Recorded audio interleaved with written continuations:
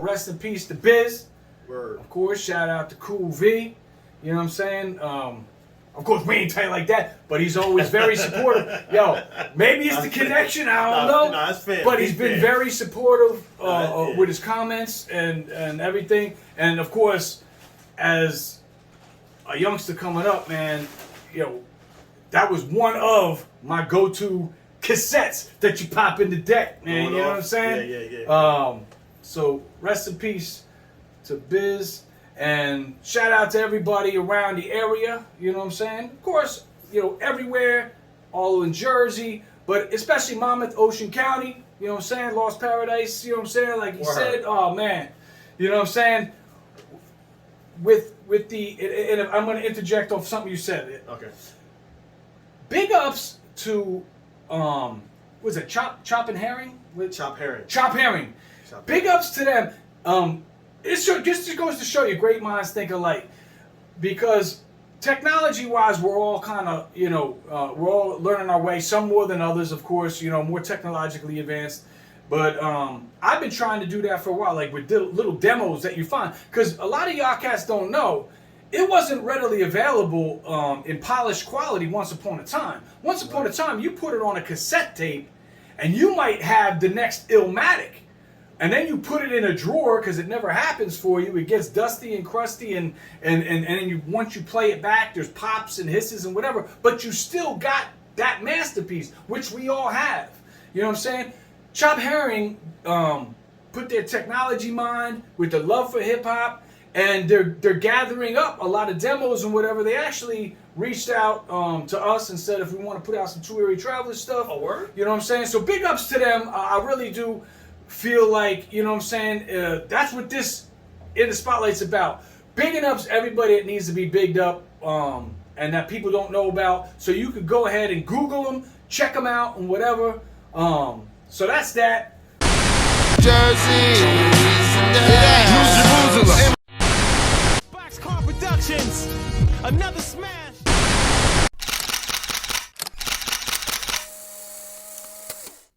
My future's bright, nothing but clear skies. Barslow and Chain, who's down to fly? And if you ain't with it, forget it. On to the next now. Who's down to fly? Let go.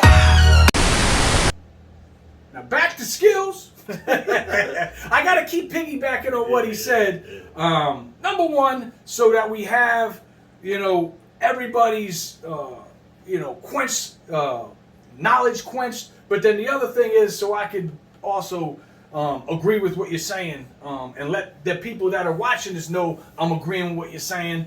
Know what I'm saying? And that was a guy. That was a great answer. I was like, you gave me the goosebumps with that. Word. That, man. You know what I'm saying? But yo, back to the people.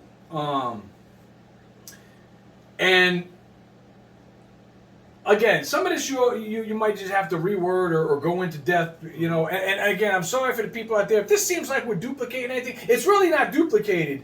We came up with stuff in the beginning as part of a show that we want to know, and we want people to know about skills, because skills has no input, no offense, on any of this. No, you know, we're throwing it at him, and we just want to pluck his brain. So that's what we're doing. But now this We Want to Know section is actually legit questions that people have sent in. Now they're universal. You know, they're not for any one artist or another. They're just questions that people wanted to know when we were planning the show. So the next question is, what was the hardest thing for you to overcome? Like if you know, with your travels, with the stuff that you've done, with, I don't know, like I'm trying to speculate to give you a heads up what they might be talking about. But like, was it like Def Jam had you in the office and you had to walk out, or was it like, you know, something like in my case where, you know, you had a deal on the table, but, you know, a loved one had passed away, so you had to kind of collect your thoughts and you weren't in the mind state? Or what was the hardest thing you had to overcome as far as this, you know, business part of it, I guess is what they're saying?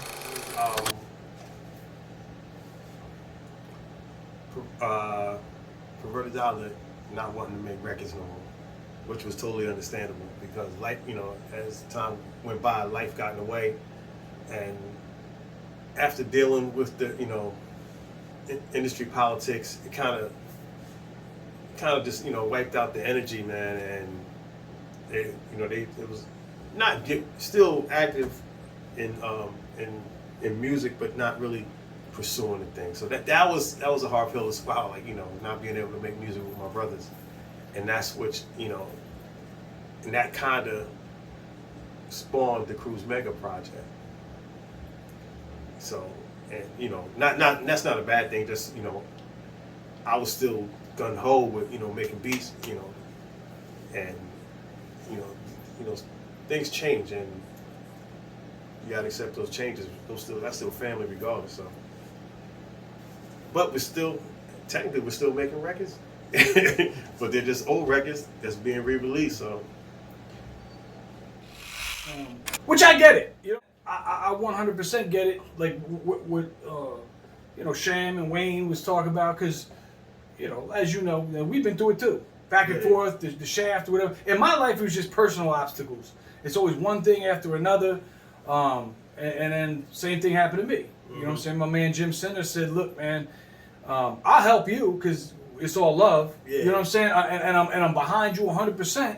And he was with me to this day. You know what I'm saying? We you know, we don't hang out like we did because of life and whatever. Yeah. I love him to this day. I said it in my, you know, my little episode. You know, I get to do the kidney if he needed it. But music-wise, for him, it's just more like a hobby. He's always there to cheerlead. But you know, the sad part about it is for those of us that I'm gonna put my teleprompter down. Yeah. You know, for those of us that did, I guess, buy into the whole hype. And, you know, everybody's like, never give up on your dream. Never give up on your dream. Like, you know what I'm saying? Like, and it's everybody that says it. I mean, I know you heard it. And see, you're like me, like, you know, as far as what you're going through, maybe even now. Like, no matter how old you get, like, you know, for me, it was like, you know, I'm out for a year. I come back with a record. You know, it does good. You know, a few thousand people are digging it and loving it and whatever. Again, no breaks, so you know, something happens in life. But the thing that I think is funny and where I can kind of see where those guys didn't want to make music, and same thing with Center, is that people tell you never give up on your dream. And I'm not trying to be a naysayer here. This is not a negative moment in this whole thing. But what I'm saying is people tell you don't give up on your dream. Keep at it. Go at it. But you know what? The funny thing about it is, where hip-hop is concerned, there's an expiration date on your dream. You know what I'm saying? Because any other type of genre, any other thing that you do, yeah, you don't give up on your dream, and it's acceptable. It was acceptable for certain actors to start their career at 50 years old. It's acceptable if you pick up a guitar and you're rocking out, or you're still rocking out Rolling Stones, Bon Jovi, but it's not cool. Once you hit 30, you know, I'll just say, you know, the element of rap in hip-hop has an expiration date. So if your dream is anything else other than to make hip-hop records, then, yeah, chase your dream. But if you do chase your dream, you got people, you know, here and there and everywhere saying to you, come on, man, put the mic down, goddammit. You're 50 years old, goddammit. Like, you know, and you might be the dopest dude in the world. You know what I'm saying?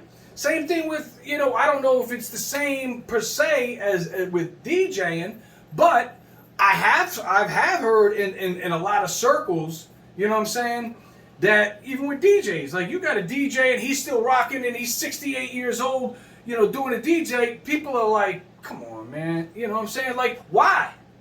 That's my question, you know what I'm saying, why? So I get it, but the good thing is what you said, and I got it, like, real talk, I got it in my tape deck, my CD deck right now.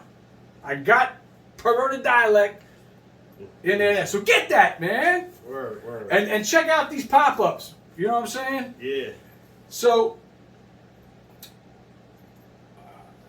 what? Oh, here's a good one. I guess I covered that, but I'm gonna get you to be slightly negative. Oh shit. What do you dislike most about the industry? Like, what do you dislike right now, the way things are? What do you dislike most about the industry? Politics. Because if you look at it as you go apply for a job at McDonald's, you know how much you're getting paid. Or if you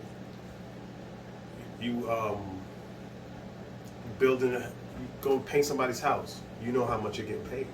When you're trying to get a record deal, you don't know how much you're getting paid. You're getting points. How much is a point? So there's no honesty in that, man. There's no honor in as far as the politics. Maybe it might be better now. I don't know, but not saying that every label was like that. But that's the only thing that bothered me.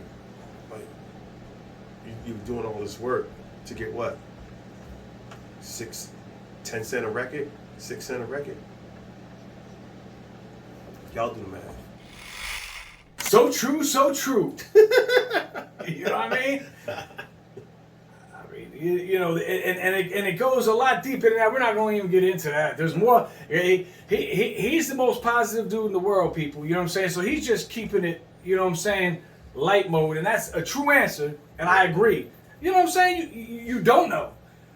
But along with that, you know, disliking all you people out there that are getting into it, research it. Find out. You know what I'm saying? Before you get into certain things. And I know a lot of these independent artists are kind of doing their things, which makes it a lot easier or whatever. But even with independent artists doing your thing, the politics are still there, people. Don't get it twisted. Just because you were able to climb that trending list and you're making money or whatever, don't think that you still don't need politics to get on this show or to get on that lineup or to do Coachella or to be on Funkmaster Flex. Oh, trust me, there is still politics in that, and I agree. You know what I'm saying? I dislike those politics as well. You know what I'm saying? But as far as what the people want to know, you know what I'm saying? What they want to know. Well, I'll tell you what they want to know right now. You know what I'm saying? What they want to know right now is what that you've done are you most proud? Now, it might kind of be overlapping. You know what I'm saying? Like, overlapping answers. You could stop right there. Yeah. To raise my son in the culture in hip hop.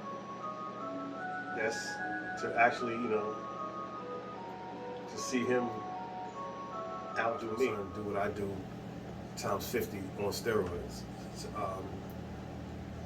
And, you know, be a huge influence on that, not making it about me, but that, you know, that's the one thing.